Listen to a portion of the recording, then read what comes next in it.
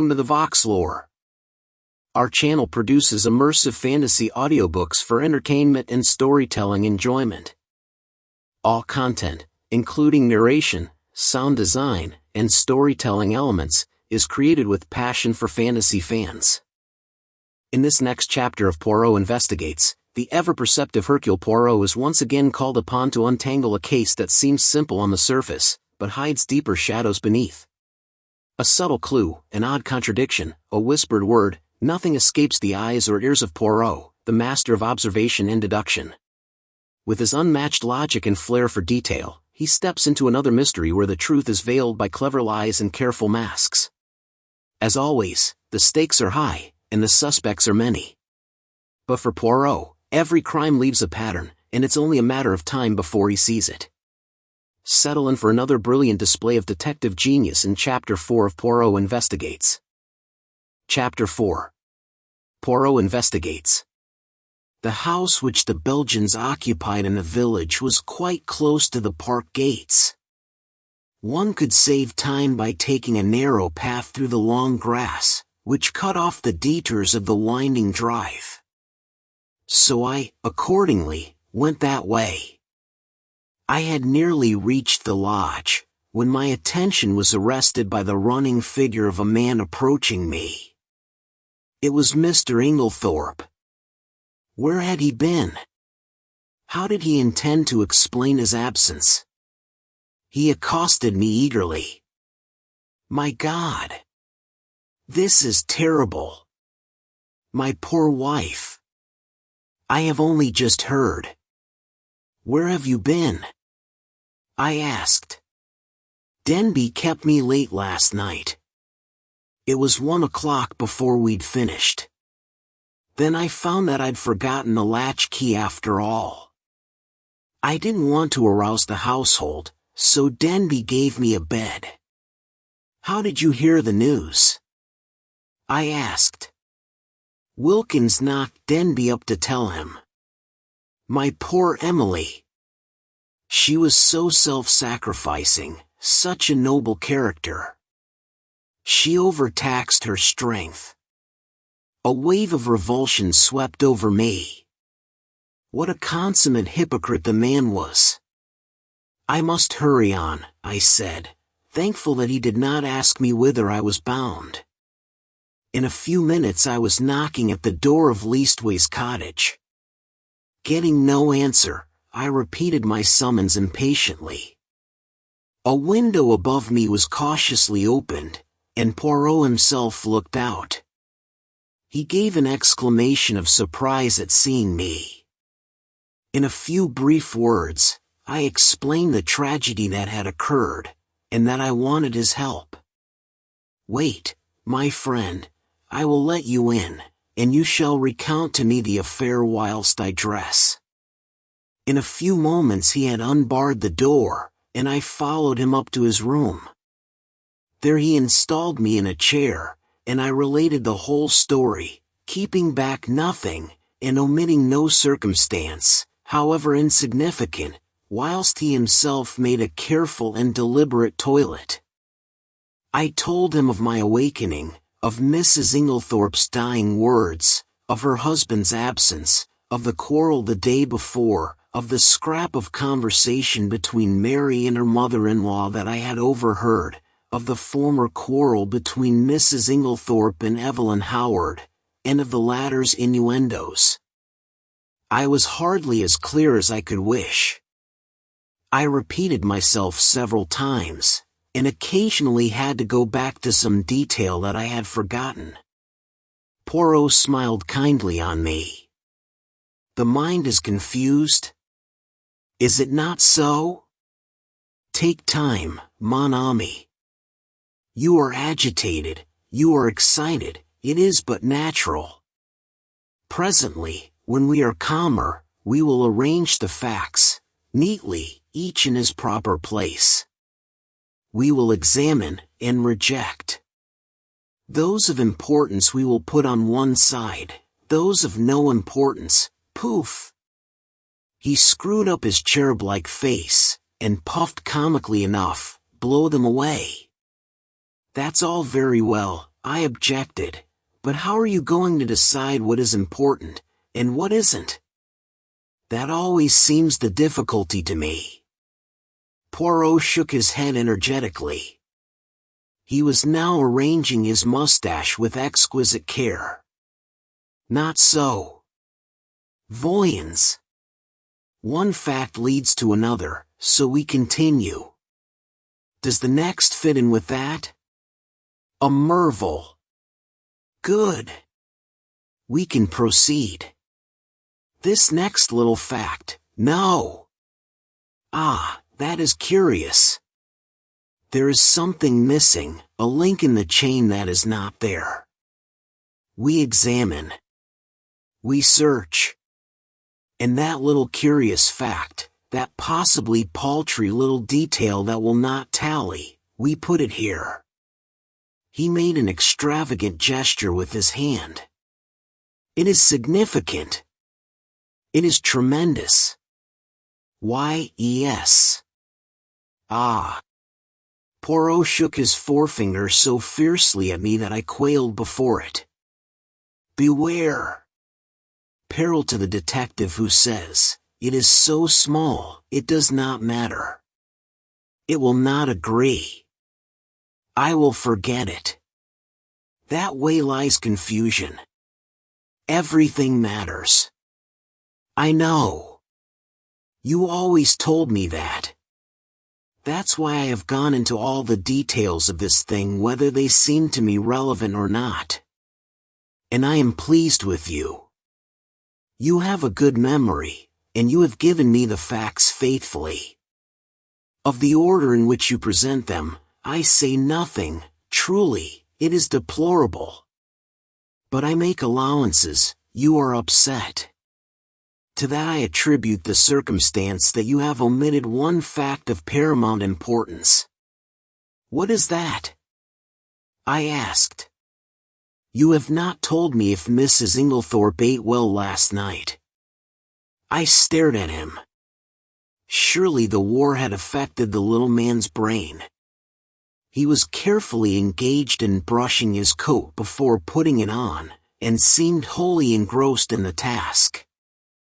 I don't remember, I said. And, anyway, I don't see. You do not see? But it is of the first importance. I can't see why, I said, rather nettled. As far as I can remember, she didn't eat much. She was obviously upset, and it had taken her appetite away. That was only natural. Yes, said Poirot thoughtfully, it was only natural. He opened a drawer, and took out a small dispatch case, then turned to me. Now I am ready. We will proceed to the chateau, and study matters on the spot. Excuse me, mon ami, you dressed in haste, and your tie is on one side. Permit me. With a deft gesture, he rearranged it. Cays. Now, shall we start? We hurried up the village, and turned in at the lodge gates. Poirot stopped for a moment, and gazed sorrowfully over the beautiful expanse of park, still glittering with morning dew. So beautiful, and yet, the poor family, plunged in sorrow, prostrated with grief. He looked at me keenly as he spoke, and I was aware that I reddened under his prolonged gaze. Was the family prostrated by grief? Was the sorrow at Mrs. Inglethorp's death so great? I realized that there was an emotional lack in the atmosphere. The dead woman had not the gift of commanding love. Her death was a shock and a distress, but she would not be passionately regretted. Poirot seemed to follow my thoughts. He nodded his head gravely. No, you are right, he said, it is not as though there was a blood tie. She has been kind and generous to these Cavendishes, but she was not their own mother. Blood tells, always remember that, blood tells. Poirot, I said, I wish you would tell me why you wanted to know if Mrs. Inglethorp ate well last night. I have been turning it over in my mind, but I can't see how it has anything to do with the matter. He was silent for a minute or two as we walked along, but finally he said, I do not mind telling you, though, as you know, it is not my habit to explain until the end is reached. The present contention is that Mrs. Inglethorp died of strychnine poisoning, presumably administered in her coffee. Yes? Well, what time was the coffee served? About 8 o'clock. Therefore she drank it between then and 8:30, certainly not much later. Well, strychnine is a fairly rapid poison. Its effects would be felt very soon, probably in about an hour. Yet, in Mrs. Inglethorp's case, the symptoms do not manifest themselves until 5 o'clock the next morning, 9 hours. But a heavy meal, taken at about the same time as the poison, might retard its effects, though hardly to that extent. Still, it is a possibility to be taken into account. But, according to you, she ate very little for supper, and yet the symptoms do not develop until early the next morning. Now that is a curious circumstance, my friend. Something may arise at the autopsy to explain it. In the meantime, remember it. As we neared the house, John came out and met us. His face looked weary and haggard. This is a very dreadful business, Monsieur Poirot, he said. Hastings has explained to you that we are anxious for no publicity? I comprehend perfectly. You see, it is only suspicion so far. We have nothing to go upon. Precisely. It is a matter of precaution only. John turned to me, taking out his cigarette case, and lighting a cigarette as he did so. You know that fellow Inglethorp is back? Yes. I met him. John flung the match into an adjacent flower bed, a proceeding which was too much for Poirot's feelings. He retrieved it, and buried it neatly. It's jolly difficult to know how to treat him. That difficulty will not exist long, pronounced Poirot quietly.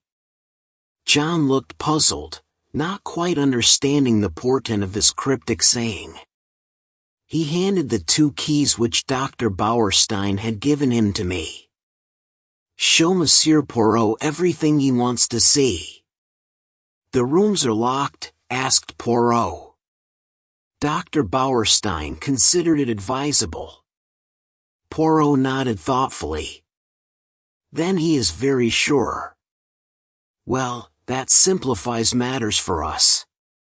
We went up together to the room of the tragedy. For convenience I append a plan of the room and the principal articles of furniture in it.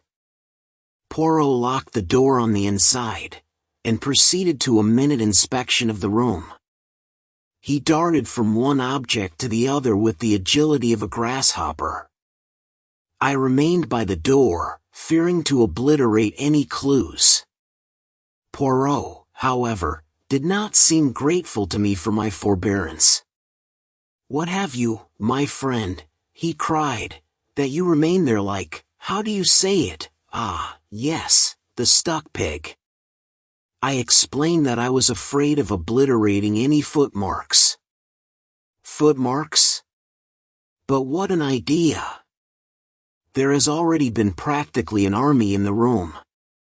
What footmarks are we likely to find? No, come here and aid me in my search. I will put down my little case until I need it.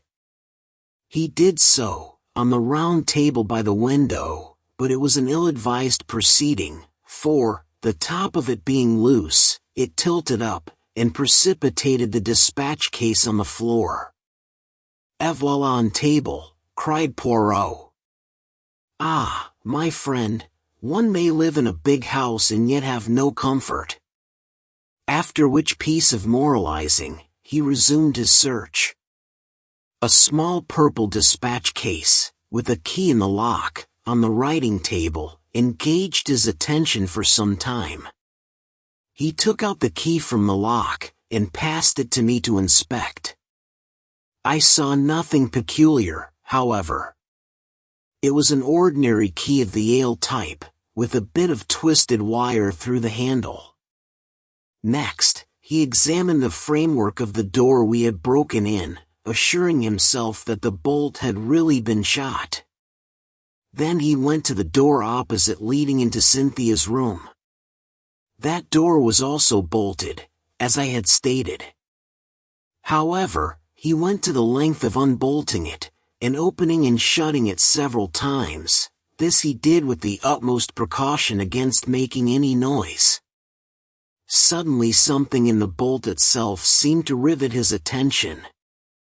He examined it carefully, and then, nimbly whipping out a pair of small forceps from his case, he drew out some minute particle which he carefully sealed up in a tiny envelope.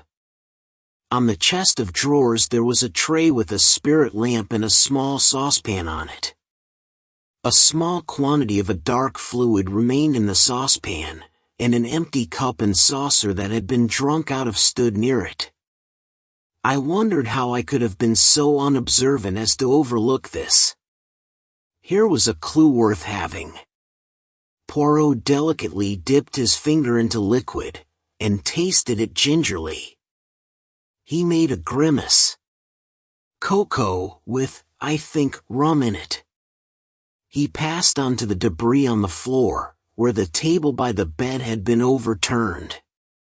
A reading lamp, some books, matches, a bunch of keys, and the crushed fragments of a coffee cup lay scattered about. "Ah, this is curious," said Poirot. "I must confess that I see nothing particularly curious about it." "You do not? Observe the lamp. The chimney is broken in 2 places, they lie there as they fell. But see, the coffee cup is absolutely smashed to powder." "Well," I said wearily, "I suppose someone must have stepped on it." "Exactly," said Poirot, in an odd voice. "Someone stepped on it." He rose from his knees, and walked slowly across to the mantelpiece, where he stood abstractedly fingering the ornaments, and straightening them, a trick of his when he was agitated. "Mon ami," he said, turning to me, "somebody stepped on that cup, grinding it to powder, and the reason they did so was either because it contained strychnine or, which is far more serious, because it did not contain strychnine."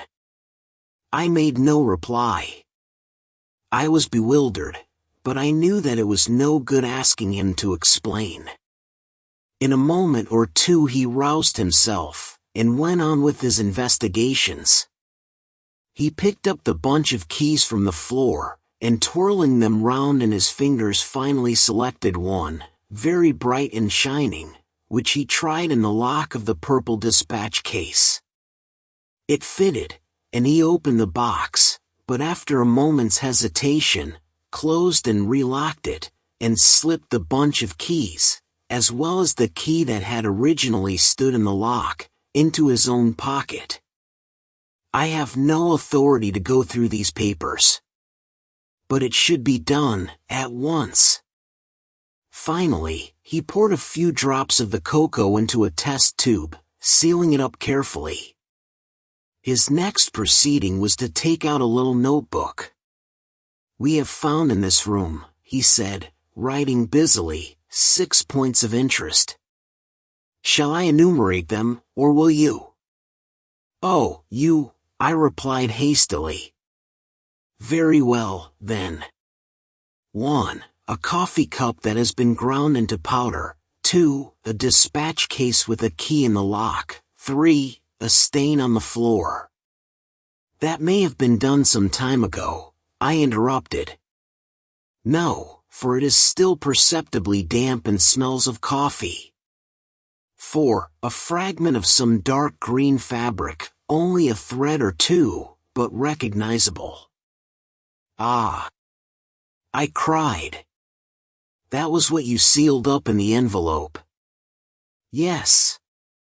It may turn out to be a piece of one of Mrs. Inglethorpe's own dresses, and quite unimportant. We shall see. 5. This. With a dramatic gesture, he pointed to a large splash of candle grease on the floor by the writing table. It must have been done since yesterday, otherwise a good housemaid would have at once removed it with blotting paper and a hot iron. One of my best hats once, but that is not to the point. It was very likely done last night. We were very agitated. Or perhaps Mrs. Inglethorpe herself dropped her candle. You brought only one candle into the room? Yes. Lawrence Cavendish was carrying it. But he was very upset. He seemed to see something over here. I indicated the mantelpiece, that absolutely paralyzed him. That is interesting, said Poirot quickly. Yes, it is suggestive, his eyes sweeping the whole length of the wall, but it was not his candle that made this great patch, for you perceive that this is white grease, whereas Monsieur Lawrence's candle, which is still on the dressing table, is pink. On the other hand, Mrs. Inglethorpe had no candlestick in the room, only a reading lamp. Then, I said, what do you deduce? To which my friend only made a rather irritating reply, urging me to use my own natural faculties. And the 6th point? I asked. I suppose it is the sample of cocoa. No, said Poirot thoughtfully.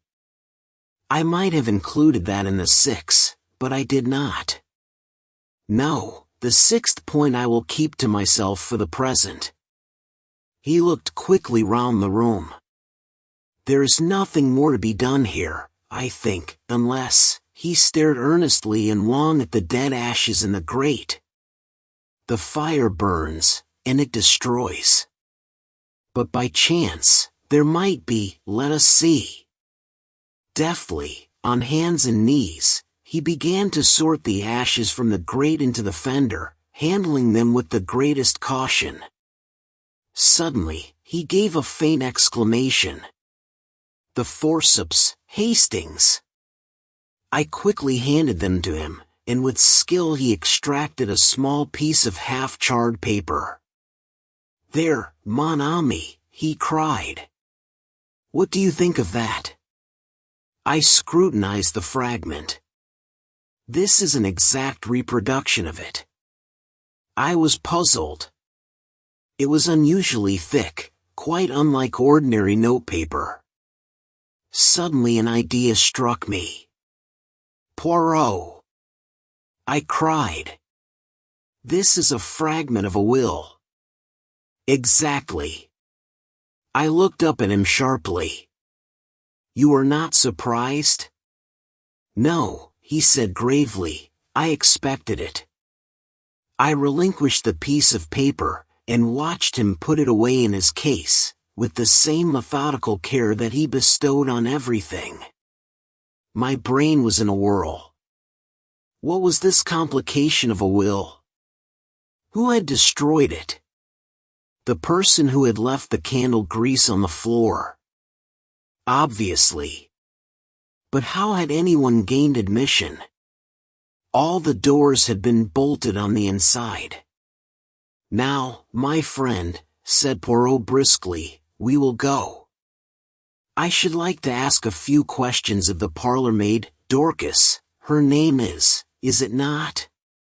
We passed through Alfred Inglethorpe's room, and Poirot delayed long enough to make a brief but fairly comprehensive examination of it. We went out through that door, locking both it and that of Mrs. Inglethorpe's room as before. I took him down to the boudoir which he had expressed a wish to see, and went myself in search of Dorcas. When I returned with her, However, the boudoir was empty. "Poirot," I cried, "where are you?" "I am here, my friend." He had stepped outside the French window, and was standing, apparently lost in admiration, before the various shaped flower beds. "Admirable," he murmured. "Admirable. What symmetry! Observe that crescent, and those diamonds, their neatness rejoices the eye. The spacing of the plants, also, is perfect. It has been recently done, is it not so?" "Yes, I believe they were at it yesterday afternoon." "But come in, Dorcas is here." "Eh bien, eh bien. Do not grudge me a moment's satisfaction of the eye." "Yes, but this affair is more important." "And how do you know that these fine begonias are not of equal importance?" I shrugged my shoulders. There was really no arguing with him if he chose to take that line. "You do not agree? But such things have been. Well, we will come in and interview the brave Dorcas." Dorcas was standing in the boudoir, her hands folded in front of her, and her gray hair rose in stiff waves under her white cap. She was the very model and picture of a good old-fashioned servant. In her attitude towards Poirot, she was inclined to be suspicious, but he soon broke down her defenses. He drew forward a chair. "Pray be seated, mademoiselle." "Thank you, sir. You have been with your mistress many years, is it not so?" 10 years, sir." "That is a long time, and very faithful service. You were much attached to her, were you not?" "She was a very good mistress to me, sir." "Then you will not object to answering a few questions. I put them to you with Mr. Cavendish's full approval." "Oh, certainly, sir." "Then I will begin by asking you about the events of yesterday afternoon. Your mistress had a quarrel?" "Yes, sir." "But I don't know that I ought." Dorcas hesitated. Poirot looked at her keenly. "My good Dorcas, it is necessary that I should know every detail of that quarrel as fully as possible. Do not think that you are betraying your mistress's secrets. Your mistress lies dead, and it is necessary that we should know all, if we are to avenge her. Nothing can bring her back to life, but we do hope, if there has been foul play, to bring the murderer to justice." "Amen to that," said Dorcas fiercely. "And, naming no names, there's one in this house that none of us could ever abide. And an ill day it was when first he darkened the threshold." Poirot waited for her indignation to subside, and then, resuming his businesslike tone, he asked, "Now, as to this quarrel? What is the first you heard of it?" "Well, sir, I happened to be going along the hall outside yesterday." "What time was that?" "I couldn't say exactly, sir, but it wasn't tea time by a long way. Perhaps 4 o'clock, or it may have been a bit later." "Well, sir, as I said, I happened to be passing along, when I heard voices very loud and angry in here. I didn't exactly mean to listen, but, well, there it is. I stopped. The door was shut, but the mistress was speaking very sharp and clear, and I heard what she said quite plainly. 'You have lied to me, and deceived me,' she said. I didn't hear what Mr. Inglethorp replied. He spoke a good bit lower than she did, but she answered, 'How dare you? I have kept you and clothed you and fed you. You owe everything to me. And this is how you repay me. By bringing disgrace upon our name.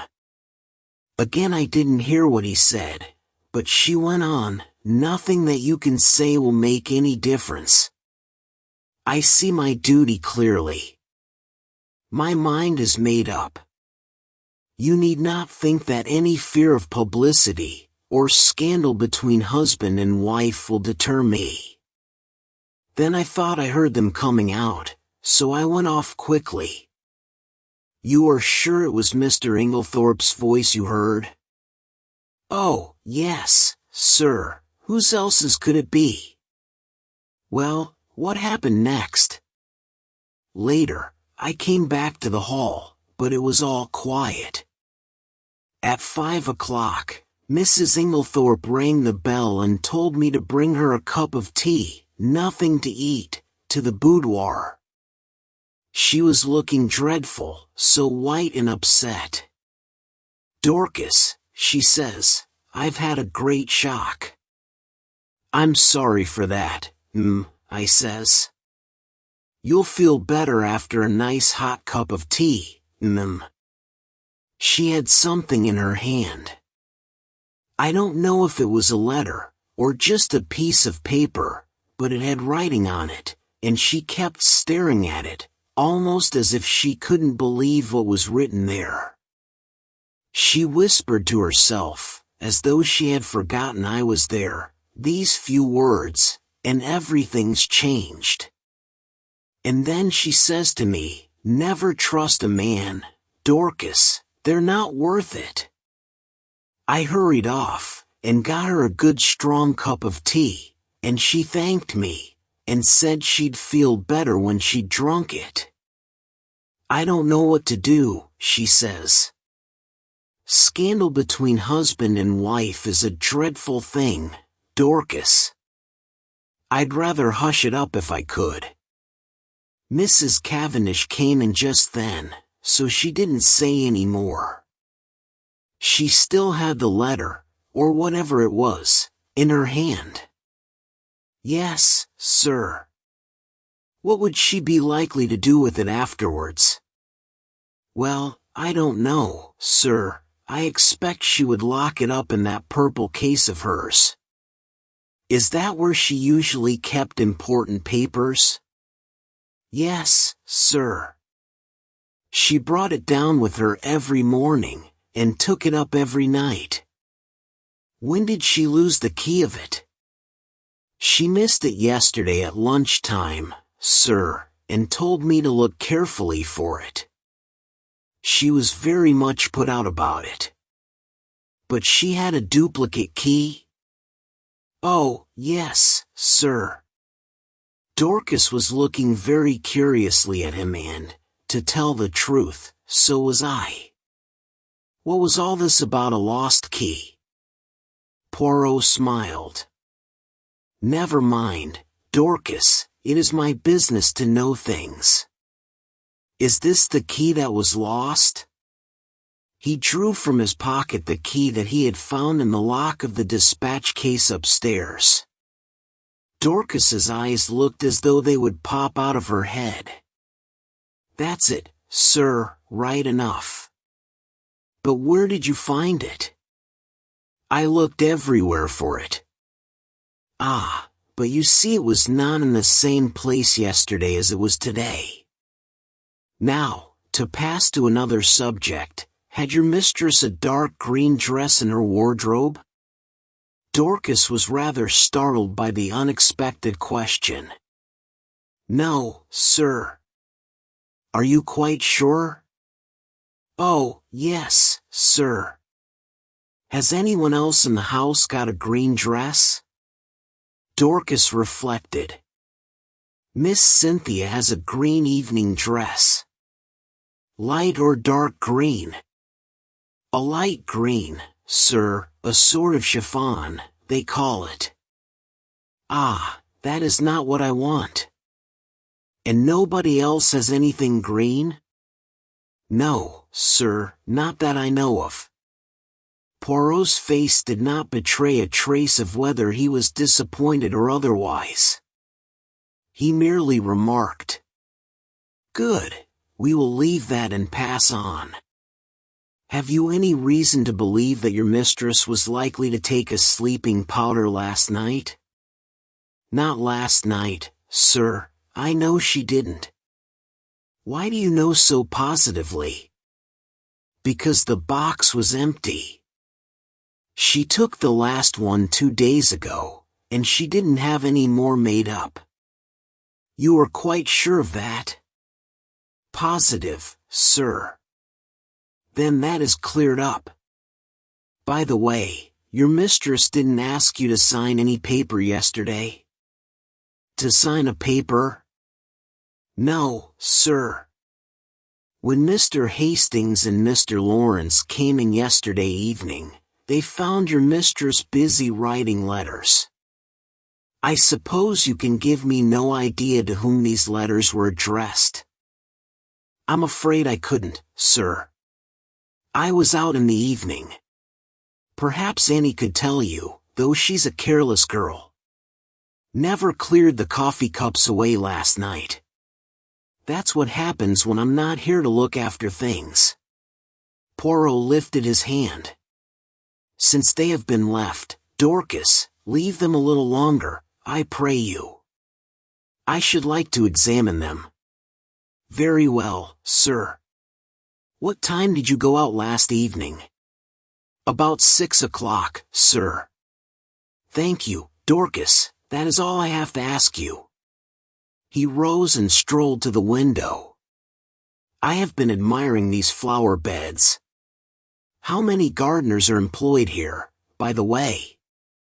"Only 3 now, sir." 5, we had, before the war, when it was kept as a gentleman's place should be. I wish you could have seen it then, sir. A fair sight it was. But now there's only old Manning, and young William, and a new-fashioned woman gardener in breeches and such like. Ah, these are dreadful times. The good times will come again, Dorcas. At least, we hope so. Now, will you send Annie to me here?" "Yes, sir." "Thank you, sir. How did you know that Mrs. Inglethorp took sleeping powders?" I asked, in lively curiosity, as Dorcas left the room. "And about the lost key and the duplicate?" "One thing at a time. As to the sleeping powders, I knew by this." He suddenly produced a small cardboard box, such as chemists use for powders. "Where did you find it?" "In the washstand drawer in Mrs. Inglethorp's bedroom. It was number 6 of my catalogue. But I suppose, as the last powder was taken 2 days ago, it is not of much importance." "Probably not, but do you notice anything that strikes you as peculiar about this box?" I examined it closely. "No, I can't say that I do."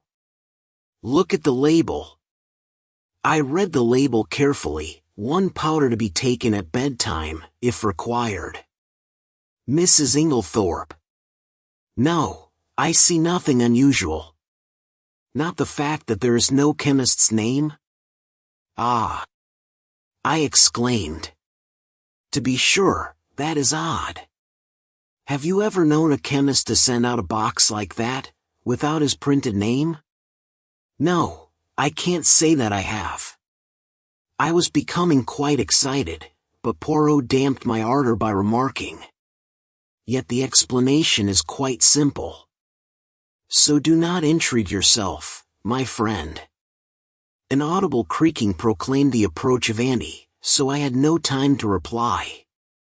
Annie was a fine, strapping girl, and was evidently laboring under intense excitement, mingled with a certain ghoulish enjoyment of the tragedy. Poirot came to the point at once, with a businesslike briskness. "I sent for you, Annie, because I thought you might be able to tell me something about the letters Mrs. Inglethorp wrote last night. How many were there? And can you tell me any of the names and addresses?"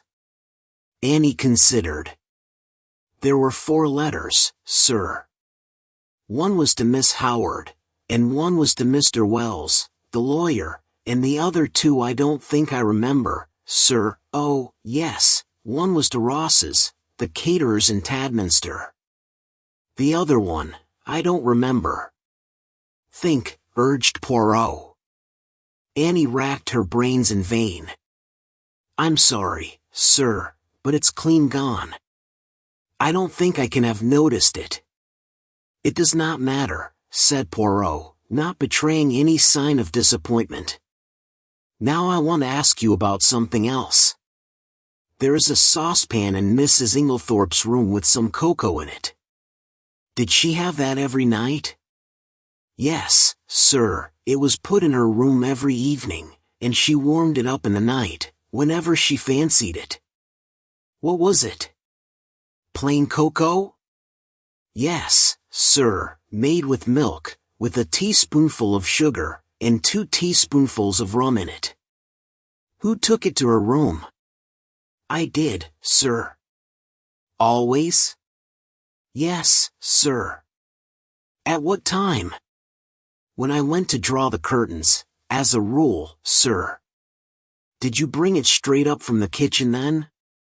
No, sir, you see there's not much room on the gas stove, so cook used to make it early, before putting the vegetables on for supper. Then I used to bring it up, and put it on the table by the swing door, and take it into her room later. The swing door is in the left wing, is it not? Yes, sir. And the table, is it on this side of the door, or on the farther, servant's side? It's this side, sir. What time did you bring it up last night?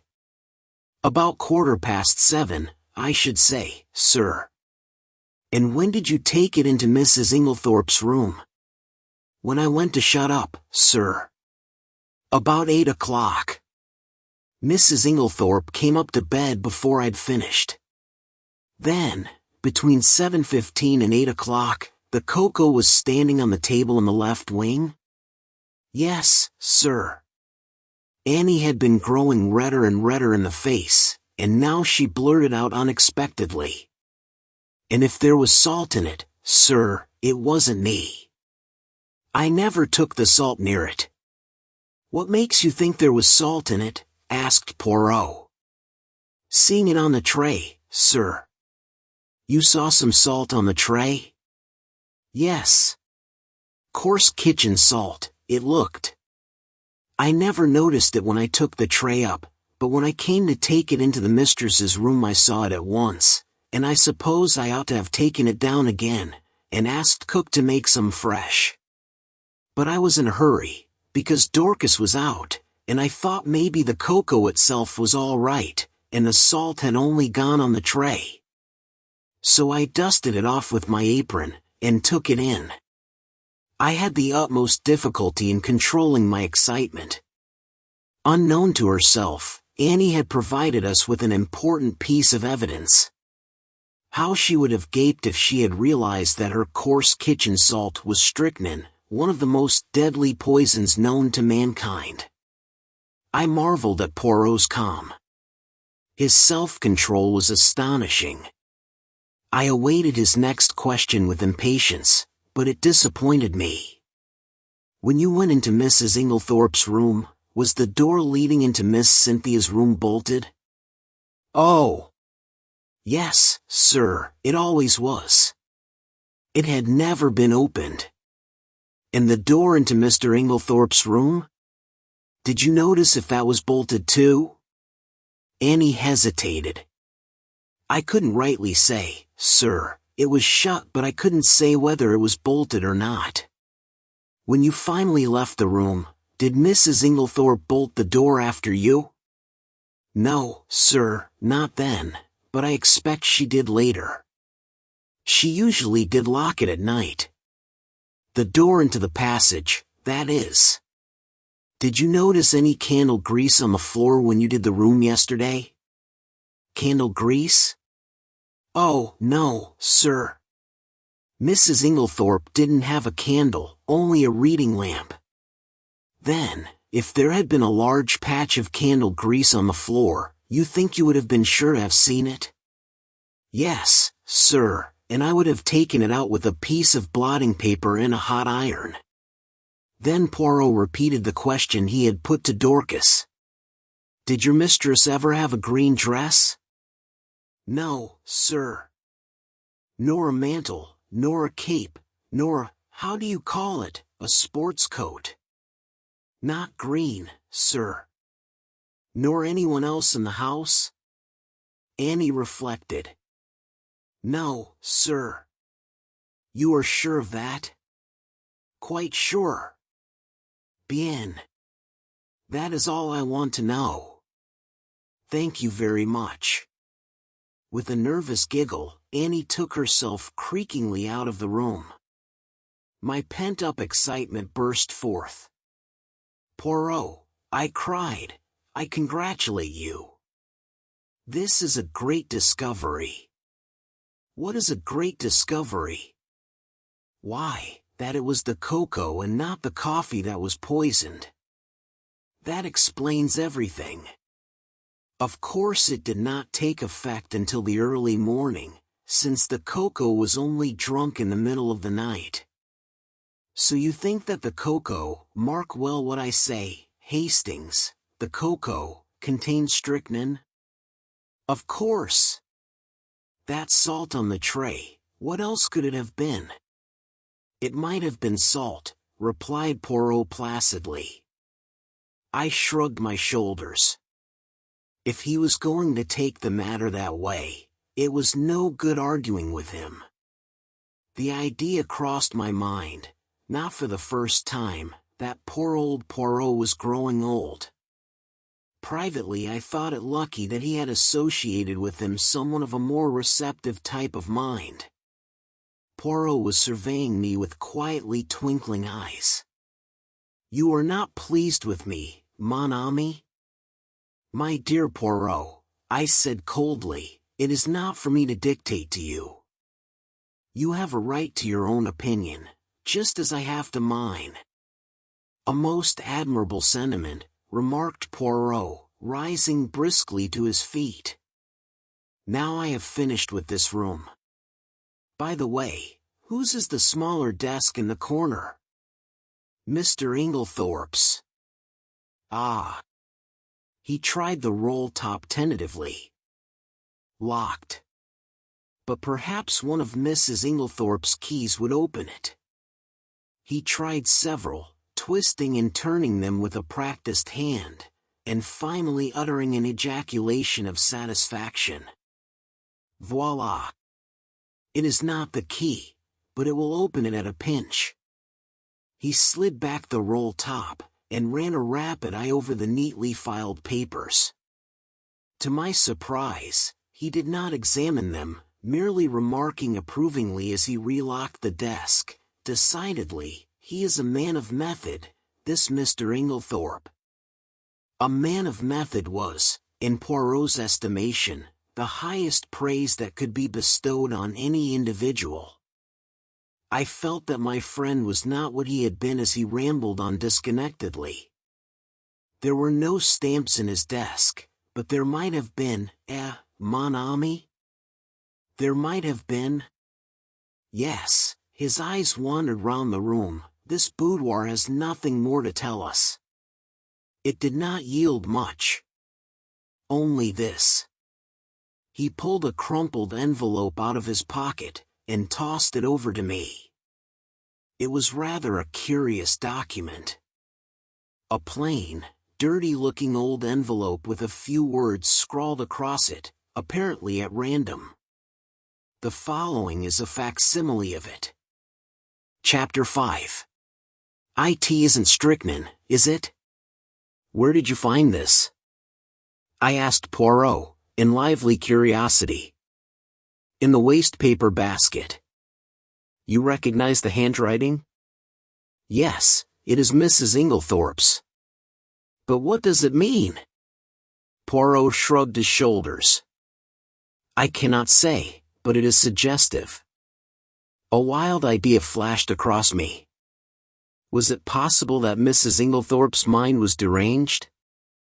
Had she some fantastic idea of demoniacal possession? And, if that were so, was it not also possible that she might have taken her own life?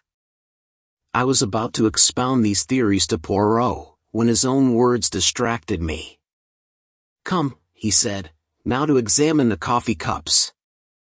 "My dear Poirot, what on earth is the good of that, now that we know about the cocoa?" "Oh, la la. That miserable cocoa," cried Poirot flippantly. He laughed with apparent enjoyment, raising his arms to heaven in mock despair, in what I could not but consider the worst possible taste. "And, anyway," I said, with increasing coldness, as Mrs. Inglethorp took her coffee upstairs with her, "I do not see what you expect to find, unless you consider it likely that we shall discover a packet of strychnine on the coffee tray." Poirot was sobered at once. "Come, come, my friend," he said, slipping his arms through mine. "Ne vous fâchez pas. Allow me to interest myself in my coffee cups, and I will respect your cocoa. There! Is it a bargain?" He was so quaintly humorous that I was forced to laugh, and we went together to the drawing room, where the coffee cups and tray remained undisturbed as we had left them. Poirot made me recapitulate the scene of the night before, listening very carefully, and verifying the position of the various cups. "So Mrs. Cavendish stood by the tray, and poured out?" "Yes." "Then she came across to the window where you sat with Mademoiselle Cynthia?" "Yes." "Here are the 3 cups. And the cup on the mantelpiece, half drunk, that would be Mr. Lawrence Cavendish's. And the one on the tray?" "John Cavendish's. I saw him put it down there." "Good. 1, 2, 3, 4, 5. But where, then, is the cup of Mr. Inglethorp?" "He does not take coffee." "Then all are accounted for." "One moment, my friend." With infinite care, he took a drop or 2 from the grounds in each cup, sealing them up in separate test tubes, tasting each in turn as he did so. His physiognomy underwent a curious change. An expression gathered there that I can only describe as half puzzled, and half relieved. "Bien," he said at last. "It is evident. I had an idea, but clearly I was mistaken. Yes, altogether I was mistaken. Yet it is strange. But no matter." And, with a characteristic shrug, he dismissed whatever it was that was worrying him from his mind. I could have told him from the beginning that this obsession of his over the coffee was bound to end in a blind alley, but I restrained my tongue. After all, though he was old, Poirot had been a great man in his day. "Breakfast is ready," said John Cavendish, coming in from the hall. "You will breakfast with us, Monsieur Poirot?" Poirot acquiesced. I observed John. Already he was almost restored to his normal self. The shock of the events of the last night had upset him temporarily, but his equable poise soon swung back to the normal. He was a man of very little imagination, in sharp contrast with his brother, who had, perhaps, too much. Ever since the early hours of the morning, John had been hard at work, sending telegrams. One of the first had gone to Evelyn Howard, writing notices for the papers, and generally occupying himself with the melancholy duties that a death entails. "May I ask how things are proceeding?" he said. "Do your investigations point to my mother having died a natural death, or must we prepare ourselves for the worst?" "I think, Mr. Cavendish," said Poirot gravely, "that you would do well not to buoy yourself up with any false hopes. Can you tell me the views of the other members of the family? My brother Lawrence is convinced that we are making a fuss over nothing. He says that everything points to its being a simple case of heart failure." "He does he?" "That is very interesting," murmured Poirot softly. "And Mrs. Cavendish?" A faint cloud passed over John's face. I have not the least idea what my wife's views on the subject are. The answer brought a momentary stiffness in its train. John broke the rather awkward silence by saying with a slight effort, "I told you, didn't I, that Mr. Inglethorp has returned?" Poirot bent his head. "It's an awkward position for all of us. Of course one has to treat him as usual, but, hang it all, one's gorge does rise at sitting down to eat with a possible murderer." Poirot nodded sympathetically. "I quite understand. It is a very difficult situation for you, Mr. Cavendish. I would like to ask you one question. Mr. Inglethorpe's reason for not returning last night was, I believe, that he had forgotten the latchkey. Is not that so?" "Yes." "I suppose you are quite sure that the latchkey was forgotten, that he did not take it after all?" "I have no idea. I never thought of looking. We always keep it in the hall drawer. I'll go and see if it's there now." Poirot held up his hand with a faint smile. No, Mr. Cavendish, it is too late now. I am certain that you would find it. If Mr. Inglethorpe did take it, he has had ample time to replace it by now. But do you think?" "I think nothing. If anyone had chanced to look this morning before his return, and seen it there, it would have been a valuable point in his favor. That is all." John looked perplexed. "Do not worry," said Poirot smoothly. "I assure you that you need not let it trouble you. Since you are so kind, let us go and have some breakfast." Everyone was assembled in the dining room. Under the circumstances, we were naturally not a cheerful party. The reaction after a shock is always trying, and I think we were all suffering from it. Decorum and good breeding naturally enjoined that our demeanor should be much as usual, yet I could not help wondering if this self-control were really a matter of great difficulty. There were no red eyes, no signs of secretly indulged grief. I felt that I was right in my opinion that Dorcas was the person most affected by the personal side of the tragedy. And little Cynthia? Did she suspect? She looked very tired and ill, I thought. The heaviness and languor of her manner were very marked. I asked her if she were feeling ill, and she answered frankly, "Yes, I've got the most beastly headache." "Have another cup of coffee, mademoiselle," said Poirot solicitously. "It will revive you. It is unparalleled for the mal de tête." He jumped up and took her cup. "No sugar," said Cynthia, watching him, as he picked up the sugar tongs. "No sugar? You abandon it in the wartime, eh?" "No, I never take it in coffee." "Sacre," murmured Poirot to himself, as he brought back the replenished cup. Only I heard him, and glancing up curiously at the little man I saw that his face was working with suppressed excitement, and his eyes were as green as a cat's. He had heard or seen something that had affected him strongly, but what was it? I do not usually label myself as dense, but I must confess that nothing out of the ordinary had attracted my attention. In another moment, the door opened and Dorcas appeared. "Mr. Wells to see you, sir," she said to John. I remembered the name as being that of the lawyer to whom Mrs. Inglethorpe had written the night before. John rose immediately. "Show him into my study." Then he turned to us. "My mother's lawyer," he explained. And in a lower voice, "He is also coroner, you understand. Perhaps you would like to come with me?" We acquiesced and followed him out of the room. John strode on ahead and I took the opportunity of whispering to Poirot. "There will be an inquest then?" Poirot nodded absently. He seemed absorbed in thought, so much so that my curiosity was aroused. What is it? You are not attending to what I say.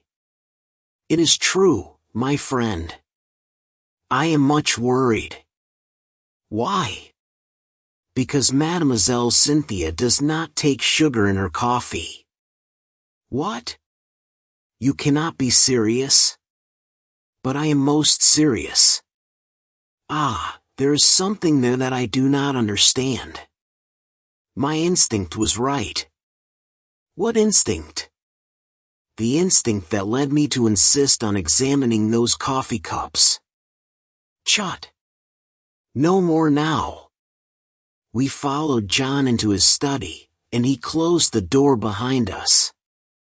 Mr. Wells was a pleasant man of middle age, with keen eyes, and the typical lawyer's mouth.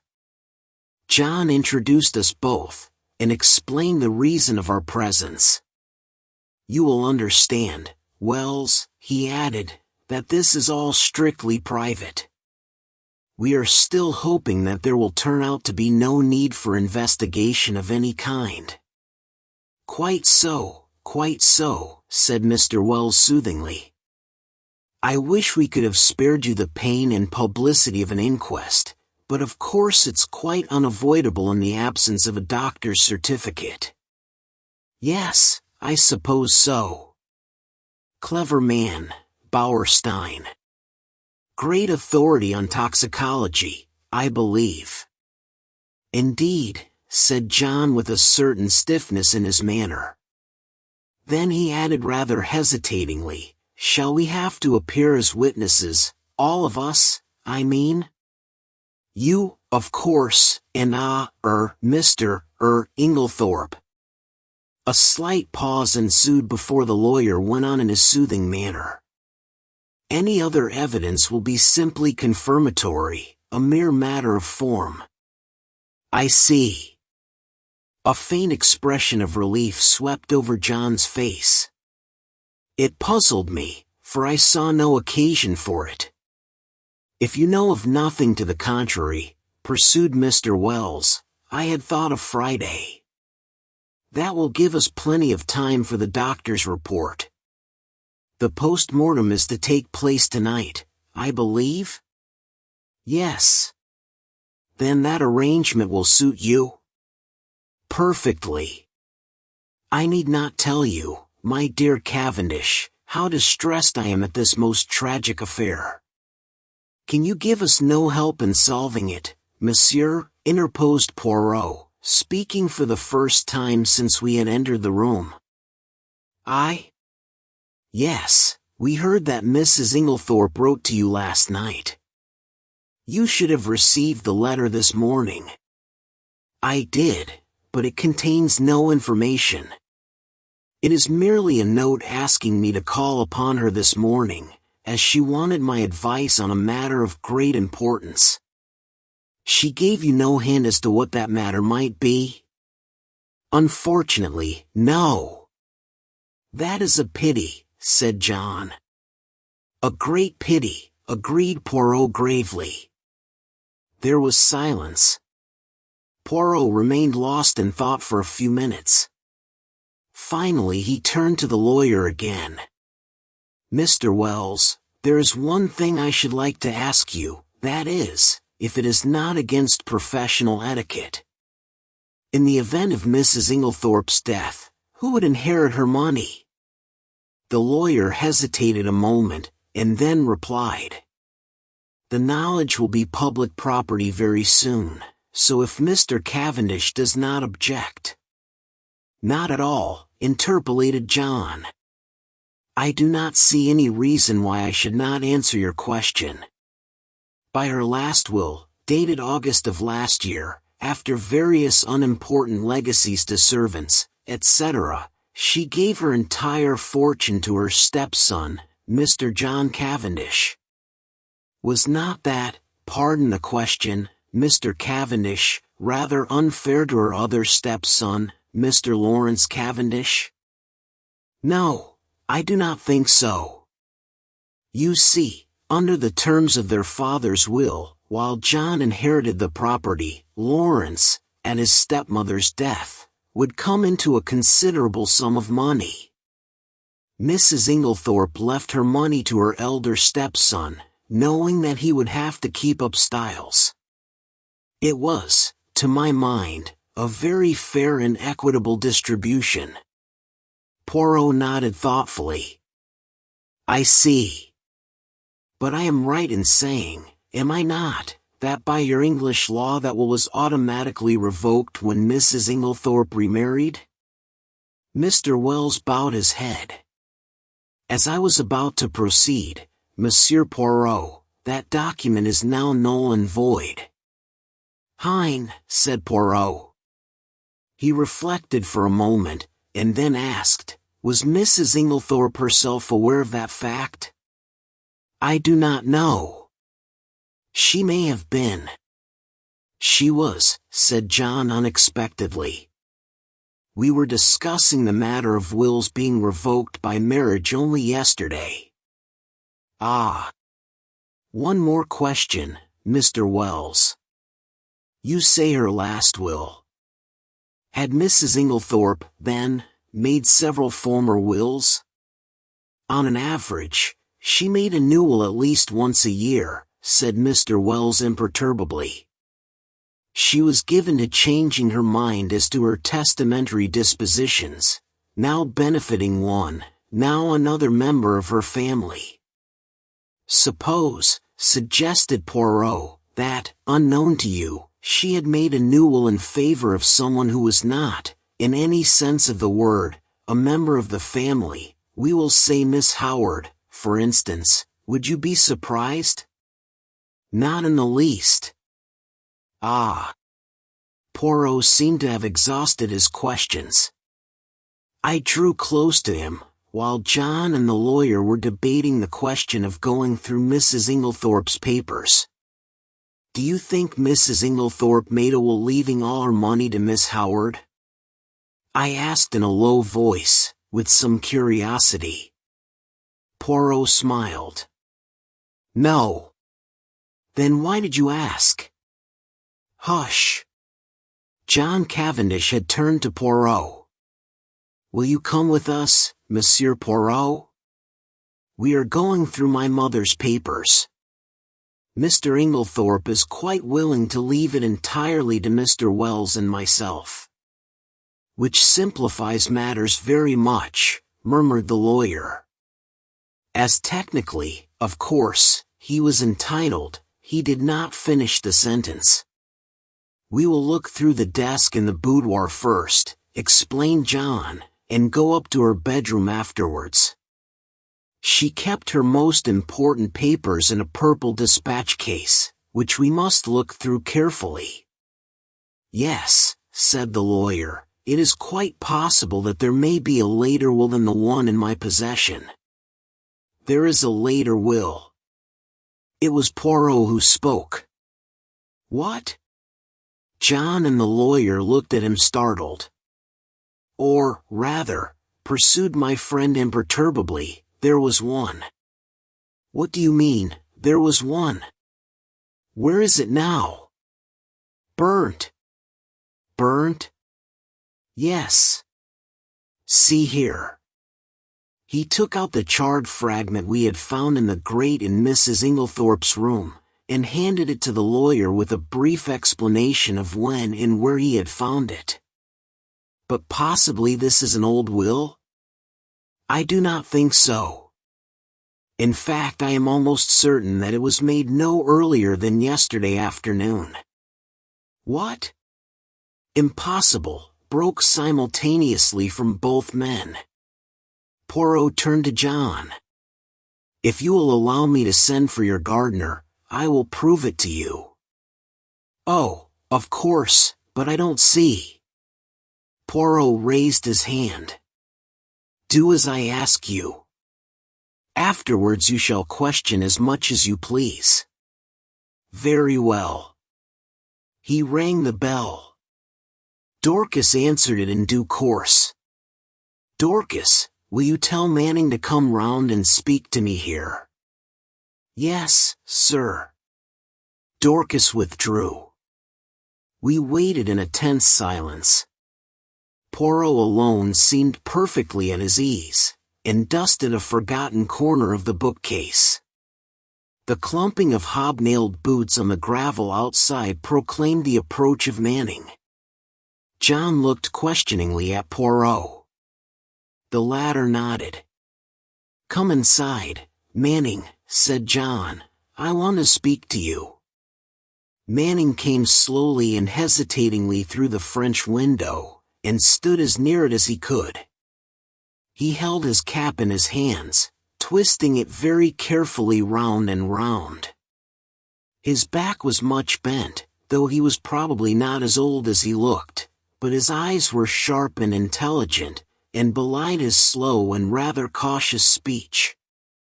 "Manning," said John, "this gentleman will put some questions to you which I want you to answer." "Yes, sir," mumbled Manning. Poirot stepped forward briskly.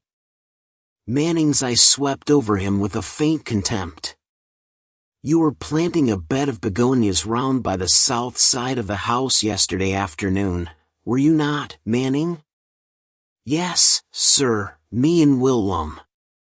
"And Mrs. Inglethorp came to the window and called you, did she not?" "Yes, sir, she did." "Tell me in your own words exactly what happened after that." "Well, sir, nothing much. She just told Willum to go on his bicycle down to the village, and bring back a form of will, or such like, I don't know what exactly, she wrote it down for him." "Well?" "Well, he did, sir." "And what happened next?"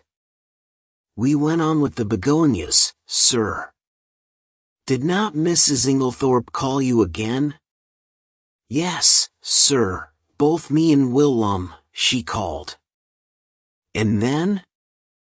"She made us come right in, and sign our names at the bottom of a long paper, under where she'd signed." "Did you see anything of what was written above her signature?" asked Poirot sharply. "No, sir, there was a bit of blotting paper over that part." "And you signed where she told you?" "Yes, sir, first me and then Willum." "What did she do with it afterwards?" "Well, sir, she slipped it into a long envelope, and put it inside a sort of purple box that was standing on the desk." "What time was it when she first called you?" "About 4, I should say, sir." "Not earlier?" "Couldn't it have been about 3:30?" "No, I shouldn't say so, sir. It would be more likely to be a bit after 4, not before it." "Thank you, Manning, that will do," said Poirot pleasantly. The gardener glanced at his master, who nodded, whereupon Manning lifted a finger to his forehead with a low mumble, and backed cautiously out of the window. We all looked at each other. "Good heavens," murmured John. "What an extraordinary coincidence." "How, a coincidence?" "That my mother should have made a will on the very day of her death." Mr. Wells cleared his throat and remarked drily, "Are you so sure it is a coincidence, Cavendish?" "What do you mean?" "Your mother, you tell me, had a violent quarrel with someone yesterday afternoon." "What do you mean?" cried John again. There was a tremor in his voice, and he had gone very pale. "In consequence of that quarrel, your mother very suddenly and hurriedly makes a new will. The contents of that will we shall never know. She told no one of its provisions. This morning, no doubt, she would have consulted me on the subject, but she had no chance. The will disappears, and she takes its secret with her to her grave. Cavendish, I much fear there is no coincidence there." "Monsieur Poirot, I am sure you agree with me that the facts are very suggestive." "Suggestive, or not," interrupted John, "we are most grateful to Monsieur Poirot for elucidating the matter. But for him, we should never have known of this will. I suppose, I may not ask you, Monsieur, what first led you to suspect the fact?" Poirot smiled and answered. "A scribbled over old envelope, in a freshly planted bed of begonias." John, I think, would have pressed his questions further, but at that moment the loud purr of a motor was audible, and we all turned to the window as it swept past. "Evie!" cried John. "Excuse me, Wells." He went hurriedly out into the hall. Poirot looked inquiringly at me. "Miss Howard," I explained. "Ah, I am glad she has come. There's a woman with a head and a heart too, Hastings. Though the good God gave her no beauty." I followed John's example, and went out into the hall, where Miss Howard was endeavoring to extricate herself from the voluminous mass of veils that enveloped her head. As her eyes fell on me, a sudden pang of guilt shot through me. This was the woman who had warned me so earnestly, and to whose warning I had, alas, paid no heed. How soon, and how contemptuously, I had dismissed it from my mind. Now that she had been proved justified in so tragic a manner, I felt ashamed. She had known Alfred Inglethorp only too well. I wondered whether, if she had remained at Styles, the tragedy would have taken place, or would the man have feared her watchful eyes. I was relieved when she shook me by the hand, with her well-remembered painful grip. The eyes that met mine were sad, but not reproachful. That she had been crying bitterly, I could tell by the redness of her eyelids, but her manner was unchanged from its old gruffness. Started the moment I got the wire. "Just come off night duty. Hired car. Quickest way to get here." "Have you had anything to eat this morning, Evie?" asked John. "No. I thought not." "Come along, breakfast's not cleared away yet, and they'll make you some fresh tea." He turned to me. "Look after her, Hastings, will you? Wells is waiting for me." "Oh, here's Monsieur Poirot. He's helping us, you know, Evie." Miss Howard shook hands with Poirot, but glanced suspiciously over her shoulder at John. "What do you mean, helping us?" "Helping us to investigate." "Nothing to investigate." "Have they taken him to prison yet?" "Taken who to prison?" "Who?" "Alfred Inglethorp, of course." "My dear Evie, do be careful. Lawrence is of the opinion that my mother died from heart seizure." "More fool, Lawrence," retorted Miss Howard. "Of course Alfred Inglethorp murdered poor Emily, as I always told you he would." "My dear Evie, don't shout so. Whatever we may think or suspect, it is better to say as little as possible for the present. The inquest isn't until Friday." "Not until fiddlesticks." The snort Miss Howard gave was truly magnificent. "You're all off your heads. The man will be out of the country by then. If he's any sense, he won't stay here tamely and wait to be hanged." John Cavendish looked at her helplessly. "I know what it is," she accused him. "You've been listening to the doctors." "Never should. What do they know?" "Nothing at all, or just enough to make them dangerous." I ought to know, my own father was a doctor. That little Wilkins is about the greatest fool that even I have ever seen. Heart seizure. Sort of thing he would say. Anyone with any sense could see at once that her husband had poisoned her. I always said he'd murder her in her bed, poor soul. Now he's done it.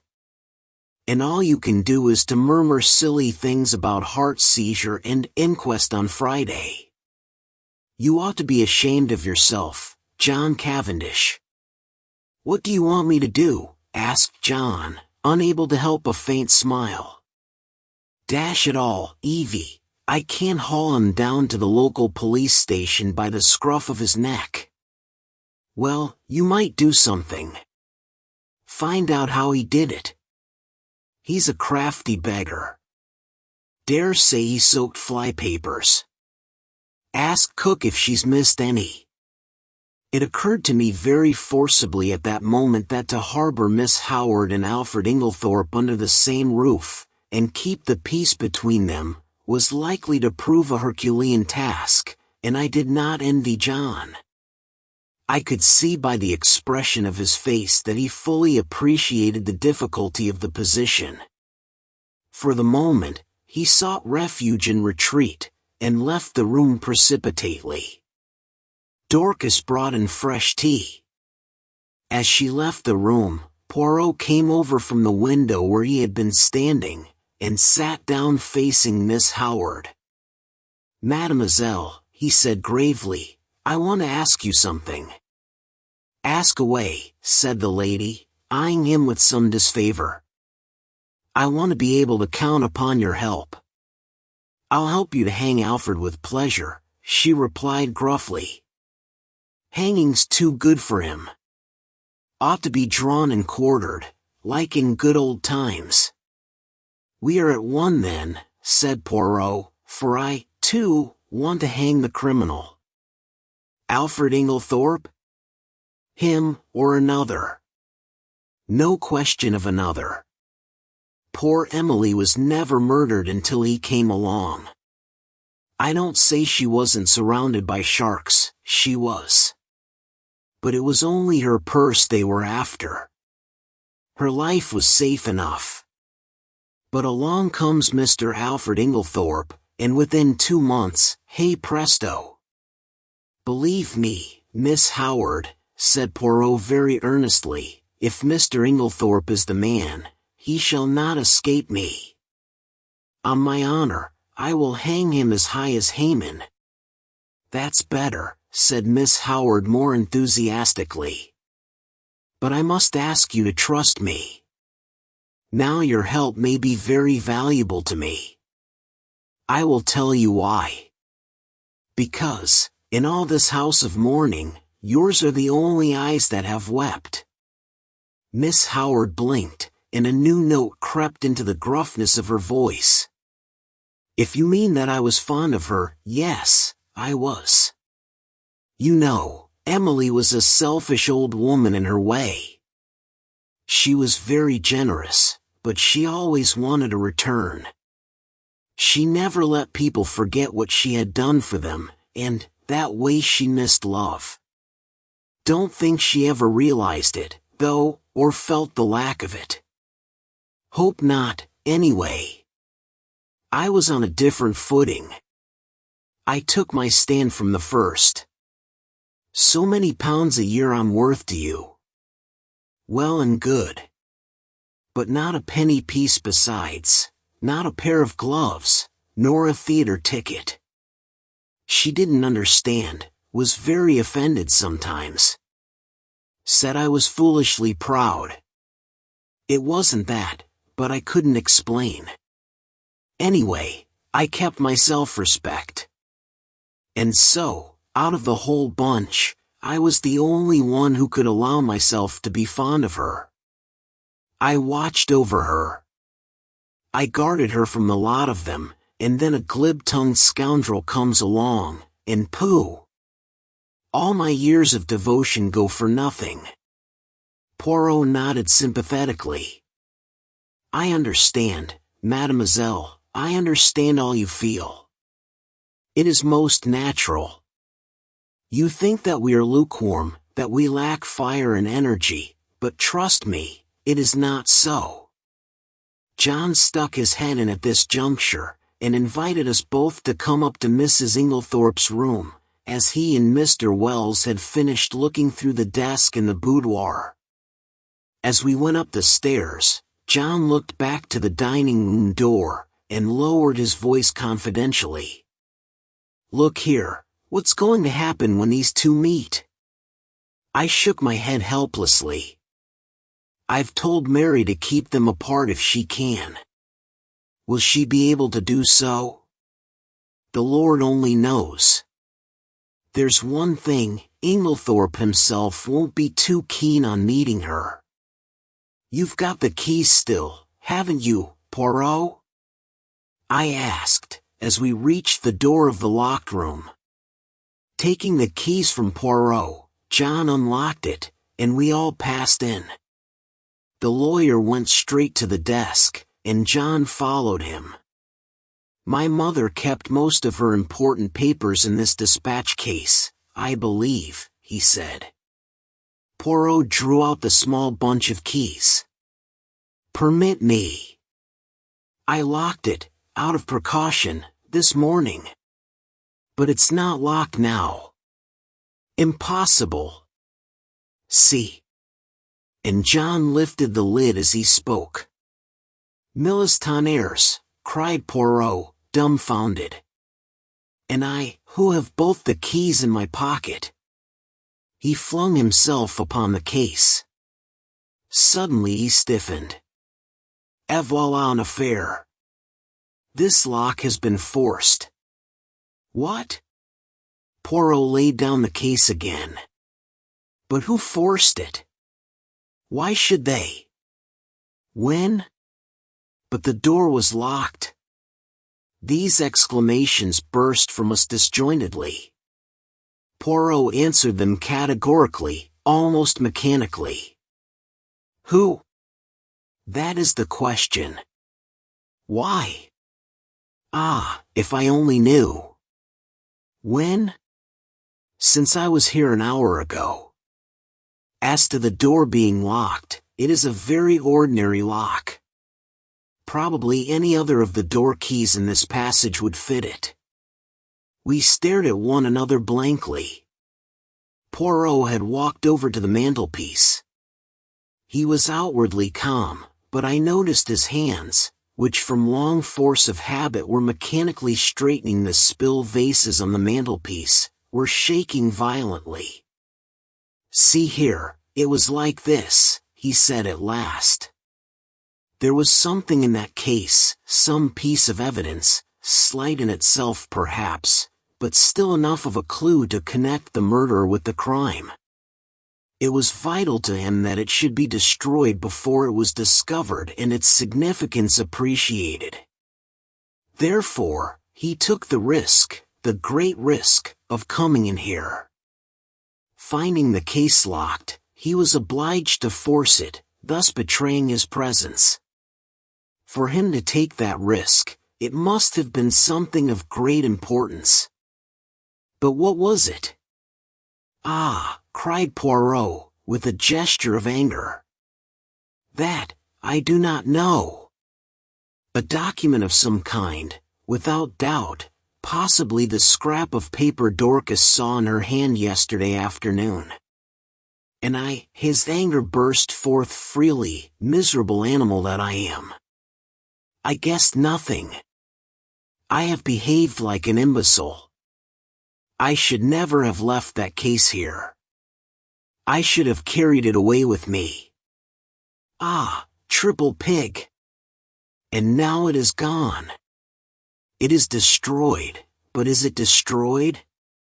Is there not yet a chance? We must leave no stone unturned. He rushed like a madman from the room, and I followed him as soon as I had sufficiently recovered my wits. But, by the time I had reached the top of the stairs, he was out of sight. Mary Cavendish was standing where the staircase branched, staring down into the hall in the direction in which he had disappeared.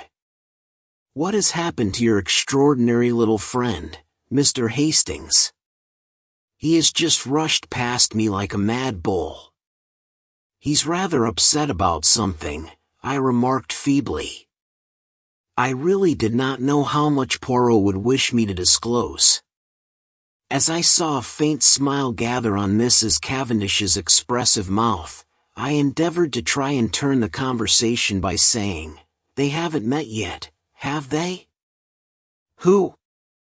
"Mr. Inglethorp and Miss Howard." She looked at me in rather a disconcerting manner. "Do you think it would be such a disaster if they did meet?" "Well, don't you?" I said, rather taken aback. No, she was smiling in her quiet way. "I should like to see a good flare-up. It would clear the air. At present we are all thinking so much, and saying so little." "John doesn't think so," I remarked. "He's anxious to keep them apart." "Oh, John." Something in her tone fired me, and I blurted out, "Old John's an awfully good sort." She studied me curiously for a minute or two, and then said, to my great surprise, "You are loyal to your friend. I like you for that. Aren't you my friend too?" "I am a very bad friend." "Why do you say that?" "Because it is true. I am charming to my friends one day, and forget all about them the next." I don't know what impelled me, but I was nettled, and I said foolishly and not in the best of taste, "Yet you seem to be invariably charming to Dr. Bauerstein." Instantly I regretted my words. Her face stiffened. I had the impression of a steel curtain coming down and blotting out the real woman. Without a word, she turned and went swiftly up the stairs, whilst I stood like an idiot gaping after her. I was recalled to other matters by a frightful row going on below. I could hear Poirot shouting and expounding. I was vexed to think that my diplomacy had been in vain. The little man appeared to be taking the whole house into his confidence, a proceeding of which I, for one, doubted the wisdom. Once again I could not help regretting that my friend was so prone to lose his head in moments of excitement. I stepped briskly down the stairs. The sight of me calmed Poirot almost immediately. I drew him aside. "My dear fellow," I said, "is this wise? Surely you don't want the whole house to know of this occurrence? You are actually playing into the criminal's hands." "You think so, Hastings?" "I am sure of it." Well, my friend, I will be guided by you." "Good. Although, unfortunately, it is a little too late now." "Sure." He looked so crestfallen and abashed that I felt quite sorry, though I still thought my rebuke a just and wise one. "Well," he said at last, "let us go, mon ami." "You have finished here?" "For the moment, yes." "You will walk back with me to the village?" "Willingly." He picked up his little suitcase, and we went out through the open window in the drawing room. Cynthia Murdoch was just coming in, and Poirot stood aside to let her pass. "Excuse me, mademoiselle, 1 minute." "Yes," she turned inquiringly. "Did you ever make up Mrs. Inglethorp's medicines?" A slight flush rose in her face, as she answered rather constrainedly, "No." "Only her powders?"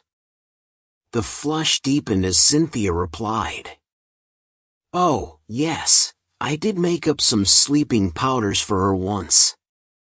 "These?" Poirot produced the empty box which had contained powders. She nodded. Can you tell me what they were? Sulfonal? Veronal? No, they were bromide powders. Ah. Thank you, mademoiselle. Good morning. As we walked briskly away from the house, I glanced at him more than once. I had often before noticed that, if anything excited him, his eyes turned green like a cat's.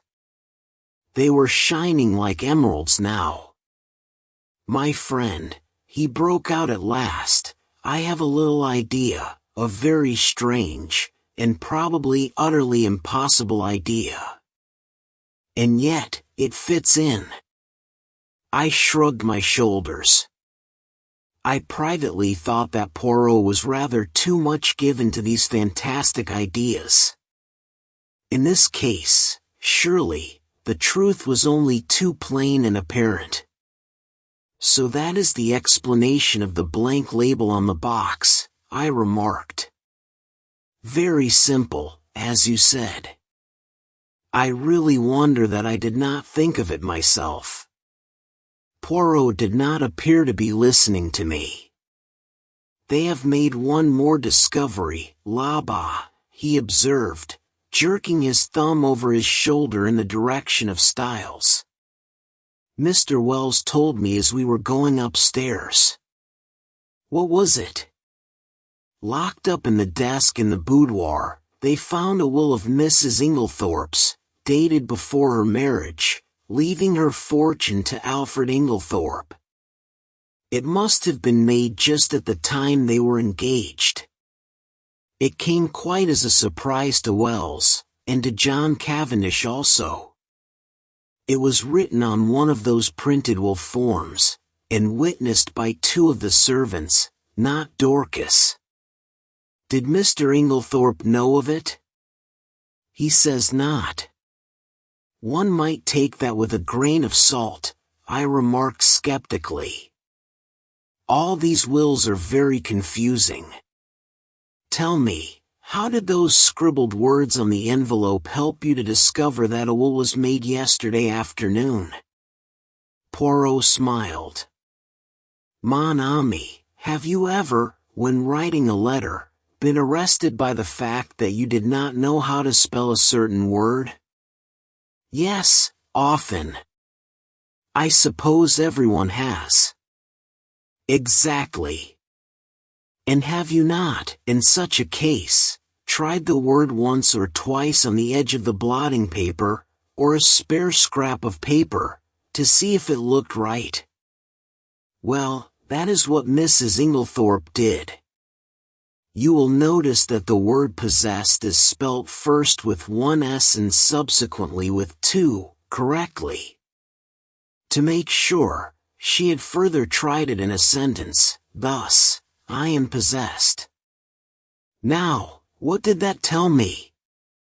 It told me that Mrs. Inglethorp had been writing the word possessed that afternoon, and, having the fragment of paper found in the grate fresh in my mind, the possibility of a will, a document almost certain to contain that word, occurred to me at once.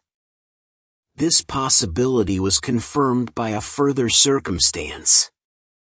In the general confusion, the boudoir had not been swept that morning, and near the desk were several traces of brown mold and earth. The weather had been perfectly fine for some days, and no ordinary boots would have left such a heavy deposit. I strolled to the window, and saw at once that the begonia beds had been newly planted. The mold in the beds was exactly similar to that on the floor of the boudoir, and also I learnt from you that they had been planted yesterday afternoon.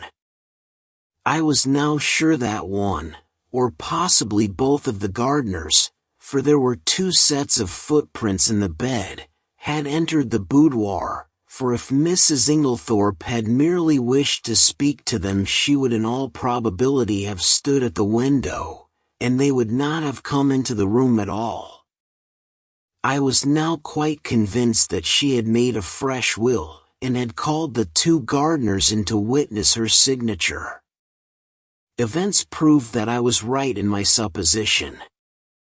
That was very ingenious, I could not help admitting. I must confess that the conclusions I drew from those few scribbled words were quite erroneous. He smiled. You gave too much rein to your imagination. Imagination is a good servant and a bad master. The simplest explanation is always the most likely. Another point, how did you know that the key of the dispatch case had been lost? I did not know it. It was a guess that turned out to be correct. You observed that it had a piece of twisted wire through the handle. That suggested to me at once that it had possibly been wrenched off a flimsy keyring. Now, if it had been lost and recovered, Mrs. Inglethorp would at once have replaced it on her bunch, but on her bunch I found what was obviously the duplicate key, very new and bright, which led me to the hypothesis that somebody else had inserted the original key in the lock of the dispatch case. Yes, I said, Alfred Inglethorp, without doubt. Poirot looked at me curiously. You are very sure of his guilt? Well, naturally. Every fresh circumstance seems to establish it more clearly. On the contrary, said Poirot quietly, there are several points in his favor. Oh, come now. Yes. I see only one. And that? That he was not in the house last night. Bad shot, as you English say. You have chosen the one point that to my mind tells against him. How is that? Because if Mr. Inglethorp knew that his wife would be poisoned last night, he would certainly have arranged to be away from the house. His excuse was an obviously trumped-up one. That leaves us two possibilities, either he knew what was going to happen or he had a reason of his own for his absence. And that reason? I asked skeptically. Poirot shrugged his shoulders. How should I know? Discreditable, without doubt. This Mr. Inglethorp, I should say, is somewhat of a scoundrel, but that does not of necessity make him a murderer. I shook my head, unconvinced.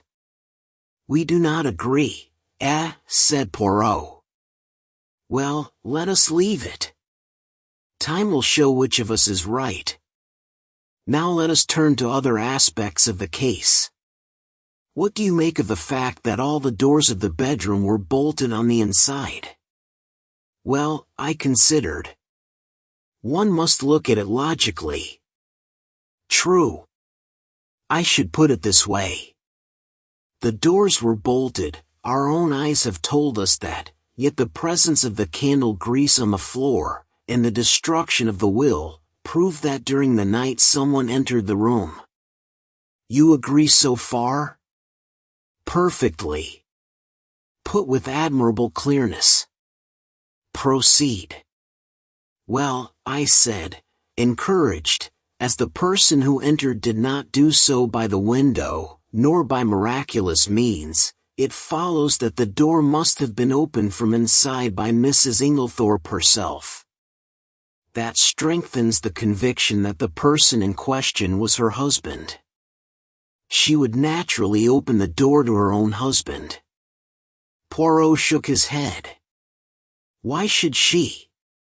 She had bolted the door leading into his room, a most unusual proceeding on her part. She had had a most violent quarrel with him that very afternoon. No, he was the last person she would admit. But you agree with me that the door must have been opened by Mrs. Inglethorp herself? There is another possibility. She may have forgotten to bolt the door into the passage when she went to bed, and have got up later, towards morning, and bolted it then. Poirot, is that seriously your opinion? No, I do not say it is so, but it might be. Now, to turn to another feature, what do you make of the scrap of conversation you overheard between Mrs. Cavendish and her mother-in-law?" "I had forgotten that," I said thoughtfully. "That is as enigmatical as ever. It seems incredible that a woman like Mrs. Cavendish, proud and reticent to the last degree, should interfere so violently in what was certainly not her affair." "Precisely. It was an astonishing thing for a woman of her breeding to do." "It is certainly curious," I agreed. "Still, it is unimportant, and need not be taken into account." A groan burst from Poirot. "What have I always told you? Everything must be taken into account. If the fact will not fit the theory, let the theory go." "Well, we shall see," I said, nettled. "Yes, we shall see." We had reached Leastways Cottage, and Poirot ushered me upstairs to his own room. He offered me one of the tiny Russian cigarettes he himself occasionally smoked. I was amused to notice that he stowed away the used matches most carefully in a little china pot. My momentary annoyance vanished. Poirot had placed our 2 chairs in front of the open window which commanded a view of the village street. The fresh air blew in warm and pleasant. It was going to be a hot day. Suddenly my attention was arrested by a weedy-looking young man rushing down the street at a great pace. It was the expression on his face that was extraordinary, a curious mingling of terror and agitation. "Look, Poirot," I said.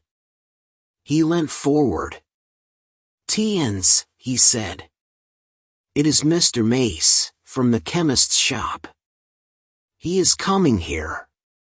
The young man came to a halt before Leastways Cottage, and, after hesitating a moment, pounded vigorously at the door. "A little minute," cried Poirot from the window. "I come." Motioning to me to follow him, he ran swiftly down the stairs and opened the door. Mr. Mace began at once. "Oh, Mr. Poirot, I'm sorry for the inconvenience, but I heard that you'd just come back from the hall?" "Yes, we have." The young man moistened his dry lips. His face was working curiously. "It's all over the village about old Mrs. Inglethorp dying so suddenly. They do say," he lowered his voice cautiously, "that it's poison?" Poirot's face remained quite impassive. "Only the doctors can tell us that, Mr. Mace." "Yes, exactly, of course." The young man hesitated, and then his agitation was too much for him.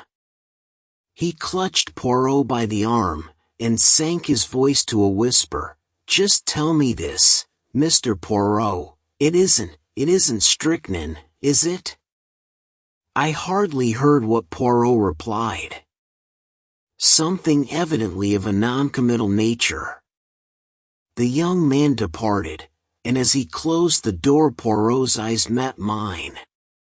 "Yes," he said, nodding gravely. "He will have evidence to give at the inquest." We went slowly upstairs again. I was opening my lips, when Poirot stopped me with a gesture of his hand. Not now, mon ami. I have need of reflection. My mind is in some disorder, which is not well."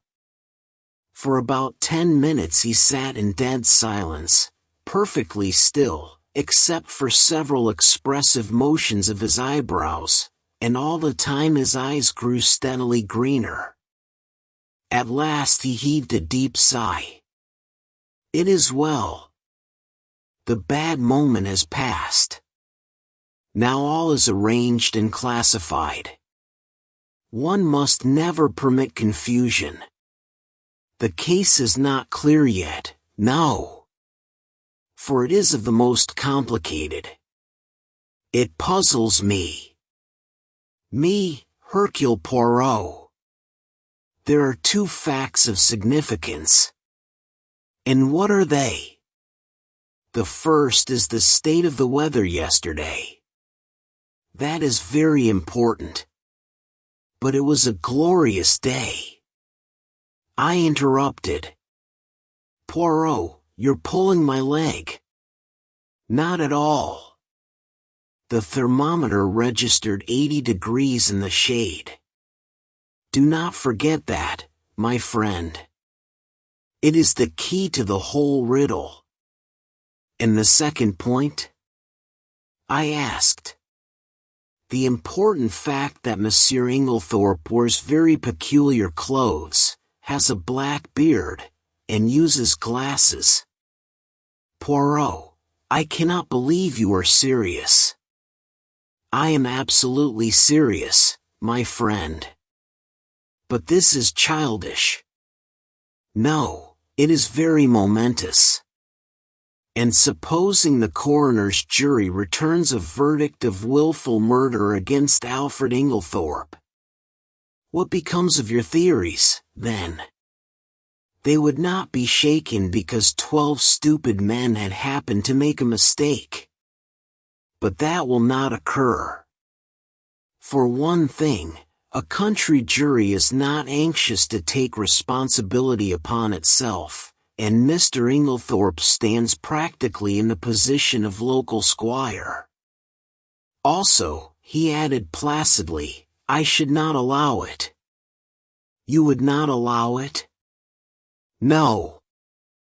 I looked at the extraordinary little man, divided between annoyance and amusement. He was so tremendously sure of himself. As though he read my thoughts, he nodded gently. Oh, yes, mon ami, I would do what I say. He got up and laid his hand on my shoulder. His physiognomy underwent a complete change. Tears came into his eyes. In all this, you see, I think of that poor Mrs. Inglethorp who is dead. She was not extravagantly loved, no. But she was very good to us Belgians. I owe her a debt. I endeavored to interrupt, but Poirot swept on. Let me tell you this, Hastings. She would never forgive me if I let Alfred Inglethorp, her husband, be arrested now, when a word from me could save him. As always, Hercule Poirot proves that no detail is too small, and no case too clever, for his remarkable mind. We hope you enjoyed these latest mysteries, and don't worry, the intrigue doesn't stop here. Stay tuned for the next installment, where new puzzles await and Poirot continues to unravel the truth, one brilliant deduction at a time. If you're enjoying this audiobook series, thumbs up, like, outbox tray share, white heavy check mark, subscribe to the Voxlore, bell and turn on notifications so you don't miss the next chapter. Thank you for listening, and we'll see you in the next case.